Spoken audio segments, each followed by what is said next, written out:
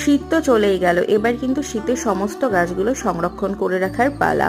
এই হলো চন্দ্রমল্লিকা গাছ, এগুলোকে একদম ছোট ছোট করে দেখো ছেটে দিয়েছি, আর এর নতুন বেরোনো শাখাগুলো আমি পরে বালিতে বসিয়ে দেবো, তাহলেই দেখবে সেখান থেকে চারা তৈরি হয়ে যাবে।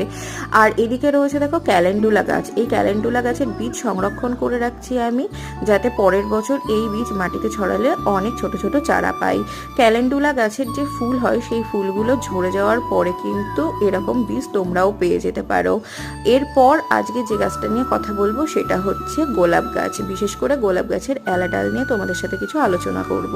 তোমাদের অনেকেরই গোলাপ গাছে ফুল আসতে চায় না, তার কারণ কিন্তু এই এলা ডাল। এলা ডাল মানে যে গাছের ডালে 7টা পাতা থাকে, এরকম ডাল দেখলে তোমরা কিন্তু গোলাপ গাছের অবশ্যই সেই ডালগুলোকে কেটে দেবে, তা না হলে কিন্তু গাছে কোনোভাবেই ফুল পাবে না। এই এলা ডাল গ্রাফটিং এর নিচের দিক থেকে হয়, অনেক সময় মূল গাছটিকে কিন্তু মেরে দিতে পারে এই এলা ডাল।